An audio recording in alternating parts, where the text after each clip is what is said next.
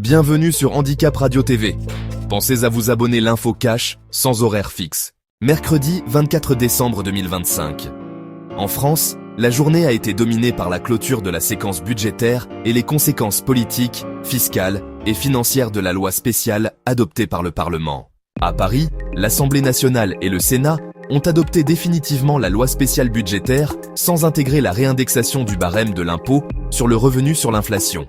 Concrètement, les contribuables ne verront pas leur impôt augmenter mécaniquement en 2026 du fait de l'inflation, mais les tranches du barème resteront figées. Un amendement visant à indexer ces tranches sur une inflation estimée à 1% avait pourtant été voté le matin même en commission des finances, à l'Assemblée nationale, sous l'impulsion de son président Éric Coquerel. La mesure n'a finalement pas été retenue dans le texte final adopté dans la soirée.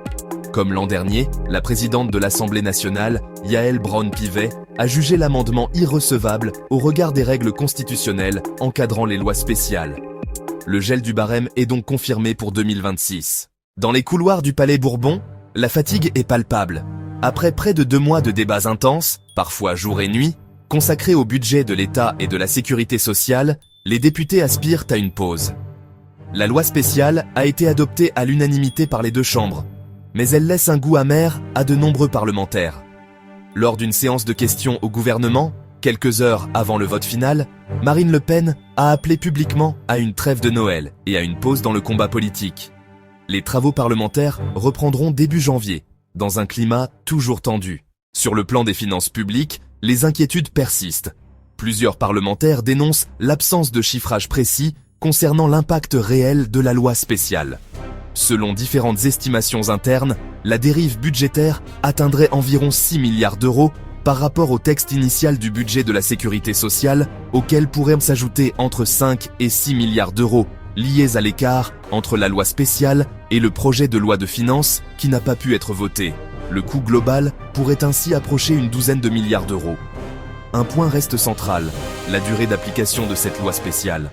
Les blocages politiques actuels laissent envisager une situation figée au moins jusqu'au printemps, voire jusqu'en avril. Cette fragilité budgétaire se reflète désormais sur les marchés financiers. Les obligations françaises à 10 ans sont devenues les plus chères de la zone euro. Les investisseurs exigent une rémunération plus élevée pour prêter à la France, désormais perçue comme plus risquée que l'Italie, le Portugal ou la Grèce. Cette évolution est interprétée comme un signal de perte de crédibilité financière, accentuée par la fragmentation politique née de la dissolution de l'Assemblée nationale en juin 2024, tandis que plusieurs pays du sud de l'Europe ont restauré leurs finances publiques et regagné la confiance des marchés.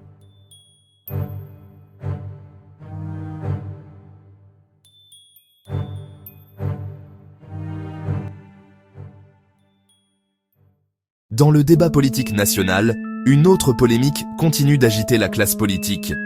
Un sondage réalisé par l'IFOP pour l'association Écran de Veille indique que 46% des musulmans vivant en France estiment que la loi islamique devrait être appliquée dans les pays où ils résident.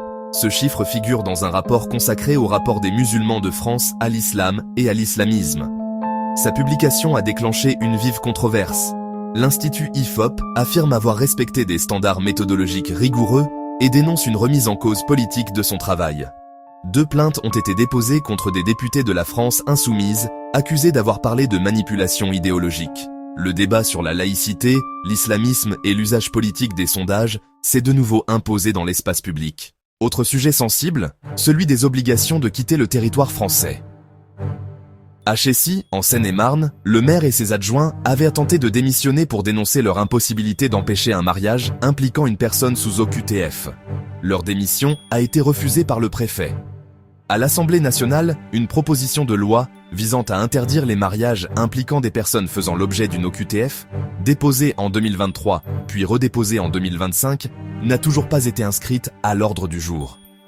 Les élus à l'origine du texte dénoncent l'impuissance de l'État et refusent que la responsabilité juridique repose uniquement sur les maires.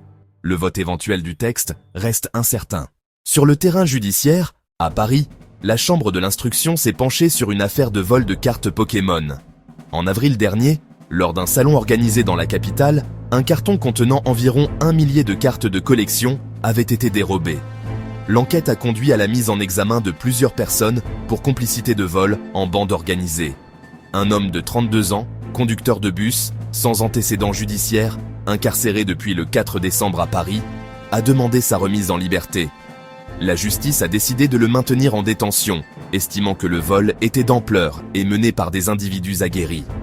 Les collectionneurs dénoncent une recrudescence de vols ciblés, attirés par la forte valeur de certaines cartes rares. Dans le Pas-de-Calais, à Arras, un drame familial a profondément choqué le quartier de Méricourt. Samedi, une femme de 72 ans, prénommée Dolly, a été retrouvée grièvement blessée à son domicile. Son compagnon, Jean-Marc, 71 ans, a également été découvert dans un état critique. C'est la fille de ce dernier, inquiète de ne pas voir son père pour le déjeuner habituel du samedi, qui s'est rendue sur place et a découvert la scène. Les deux victimes présentaient des lésions à la tête causées par un objet contondant. Malgré l'intervention des pompiers et du SAMU, Dolly est décédée au cours de sa prise en charge. Jean-Marc, souffrant par ailleurs d'une insuffisance respiratoire, a été transporté au CHU de Lille, dans le Nord, avec un pronostic vital engagé. Le parquet d'Arras a ouvert une enquête. Le véhicule de la victime, une Clio 4, a disparu du domicile après les faits. À l'international, en Ukraine, un site hautement symbolique a été gravement endommagé. À Tchernobyl, dans le nord du pays, à quelques kilomètres de la frontière avec la Biélorussie, un drone russe a frappé de nuit l'arche de confinement construite au-dessus du sarcophage recouvrant le réacteur numéro 4 de la centrale nucléaire. L'explosion a endommagé la structure de protection en béton et en acier qui confine les matières hautement radioactives issues de la catastrophe de 1986. Les pompiers ont dû percer la toiture pour venir à bout de l'incendie provoqué par l'impact. Les experts estiment que les travaux de réparation dureront plusieurs années. Les autorités ukrainiennes rappellent que l'attaque est d'origine militaire et non naturelle. En France, à Grenoble, en Isère, le climat politique local reste tendu. Après 2 mandats, le maire écologiste Éric Piolle voit son bilan de plus en plus contesté. Si la victoire des Verts en 2014 dans cette ville de plus de 160 000 habitants avait marqué les esprits, la situation sécuritaire est aujourd'hui au cœur des critiques. Grenoble est marquée par des fusillades liées au trafic de drogue. En septembre 2024, la mort par balle d'un agent de la propreté a traumatisé la ville. Selon les chiffres du ministère de l'Intérieur, 1004 personnes ont été mises en cause pour narcotrafic en Isère en 2024, soit une hausse de 72% en un an. Le maire attribue ces chiffres à une intensification de l'action policière, tandis que l'opposition y voit le signe d'un échec sécuritaire. Sur le plan environnemental et sanitaire, les inquiétudes persistent autour des PFAS. Une étude de l'Agence nationale de sécurité sanitaire montre que si la majorité des concentrations mesurées restent sous les seuils réglementaires, un autre composé, le TFA, est présent dans 92% des échantillons analysés en France. Ce composé fera l'objet de contrôles renforcés à partir du 1er janvier. L'Allemagne souhaite le faire classer comme toxique, notamment pour la reproduction. En France, une redevance existe pour les usines rejetant des PFAS dans l'eau, mais l'application complète de certaines mesures pourrait être repoussée à 2027. Enfin, les médecins alertent sur l'augmentation continue de la myopie chez les enfants en France. Chaque dioptrie supplémentaire accroît fortement le risque de complications graves, comme le décollement de rétine ou le glaucome. Les spécialistes recommandent de limiter le temps passé devant les écrans, de réduire la lecture de près et d'encourager les activités en extérieur. Un examen oculaire est conseillé dès l'âge de 9 mois, mais il reste encore trop souvent négligé, entraînant des diagnostics tardifs et des parcours de soins plus lourds pour les familles.